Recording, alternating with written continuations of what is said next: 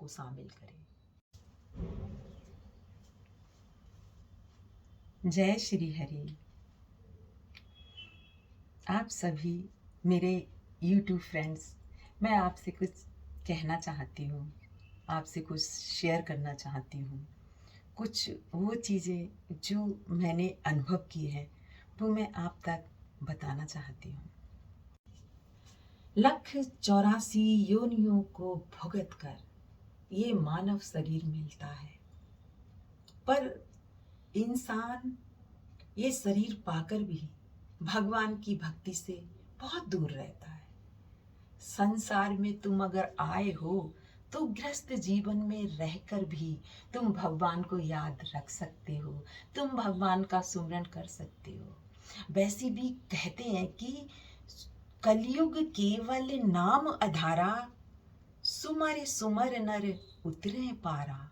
जब सिर्फ एक छोटे से मन में दिमाग में बिठा लेने से कि जय श्री हरि, हरि ओम, राम राम राम, जो नाम तुमको अत्यधिक प्रिय हो तुम उसका जाप कर सकते हो, उसको सुमर सकते हो। सिर्फ एक सुमरने से, उसको कंठस्थ रखने से तुम्हारा कल्याण होता है। तो कितनी अद्भुत बात है। उसमें ना पैसा लग रहा है, ना तुम्हें कुछ मूल्य उसका देना पड़ रहा है, फिर भी तुम भगवान की भक्ति से बच रहे हो। तो ये ठीक नहीं है। इंसान का जो जन्म होता है 184 योनियों को भुगत कर मिलता है। अब हम ये 184 योनियों को जब भुगतते हैं तो कितना कुछ कष्ट सहते हैं हम इन योनियों में, तब कहीं जाकर हमें ये मनुष्य का शरीर मिलता है। और मनुष्य का शरीर मिलता है और हमें विवेक भी मिलता है। हमें ये सोचने समझने की शक्ति होती है, हमारे पास दिमाग होता है, लेकिन हम ये नहीं समझ पाते कि ये जो जीवन मिला है इसमें श्री हरि की भक्ति करनी है। सब कुछ भूल जाते हैं और पड़ जाते हैं इस माया के चक्कर में। तो मेरा सभी लोगों से ये कहना है कि गृहस्थी में रहो, गृहस्थी में रह के सारे काम करो, लेकिन उस परम पिता परमेश्वर को कभी मत भूलो। महाभारत के समय कृष्ण जी ने जो गीता में उपदेश दिए हैं, अगर इंसान उसमें से कुछ भी अपने जीवन में उतारता है तो उसका कल्याण तो निश्चित है। पर इंसान उतार नहीं पाता क्योंकि वो इस संसार में आकर इस माया में ऐसा फंसता है कि वो भूल जाता है कि मैं इस धरती पर, इस दुनिया में किस लिए आया हूँ। उसे अगर ये याद रहे तो वो कभी परमात्मा को नहीं भूलेगा। लेकिन भगवान ने उसके चारों तरफ जो माया बिछा रखी है वो तो श्री हरि ने चक्रव्यूह रचा है। इस संसार में अगर वो माया ना बिछाएं तो इंसान नहीं रुक पाएगा। अगर इंसान को ये याद हो कि वो परमेश्वर परम पिता से क्या वादा करके आया है, उसने जब जन्म लिया था उससे पहले वो श्री हरि से क्या बोल के आया था कि मैं संसार में जाकर तुमको कभी नहीं भूलूंगा।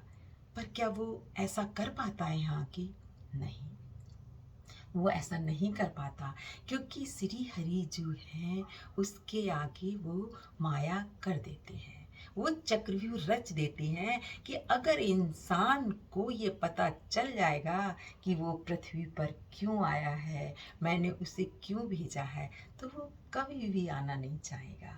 वो हमेशा मेरा स्मरण करेगा, मेरा सुमिरन करेगा, सत्य की राह पे चलेगा। लेकिन भगवान जो है उसके आगे वो पर्दा डाल देते हैं, वो छुपा देते हैं कि मैं हूँ, तू मुझे देख, पर अपने विवेक से देख, अपनी बुद्धि लगा, अपना हृदय में ये याद कर, अपने दिमाग में ये बिठा कि क्या वादा किया था तूने जब तू जन्म के समय भगवान के पास आया था।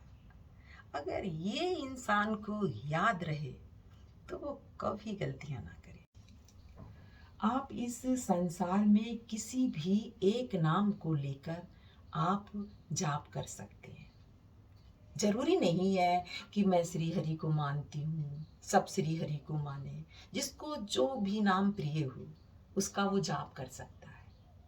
मतलब तुम कुछ काम भी कर रहे हो, कुछ ऑफिस भी जा रहे हो, या घर में औरतें चाहे पोछा ही क्यों ना लगा रही हो, खाना क्यों नहीं बना रही हो, लेकिन उनके अंदर मन में एक नाम जरूर चलना चाहिए जो हर समय घूमता होना चाहिए।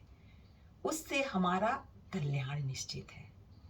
और अगर हम वो सब नहीं करेंगे तो फिर हम वैसे हो गए जैसे कि मतलब जानवर होते हैं कि उनमें बुद्धि है ही नहीं, वो जानवर है, वो कुछ समझते ही नहीं है। तो फिर तो ये जीवन ऐसे ही हो गया, मतलब ऐसे ही आए और ऐसे ही चल दिया। कोई यहाँ आके अच्छाई वाली कमाई तो हमने की ही नहीं। तो हम फिर बताओ क्या मुंह दिखाएंगे उस परम पिता परमेश्वर को? है उस परम पिता परमेश्वर का क्या कहना जो उसने हमें ये मनुष्य का शरीर दिया। 184 योनियों को भुगत कर हम इस संसार में आए हैं। उस परम पिता ने हमको इस संसार में भेजा है, तो फिर हमको उसको मुंह भी तो दिखाना है। तो उसको मुंह कैसे दिखाएंगे? यहाँ आकर तो हम इस माया में पड़ गए हैं। इस मोह माया के बंधन से हम निकल ही नहीं पाते हैं। तो इससे निकलने का सिर्फ एक मार्ग है, हम अपने जीवन में गीता को शामिल करें, हम अपने जीवन में गीता को उतारें। उससे हमारा कल्याण निश्चित है। सभी बोलिए जय श्री हरि।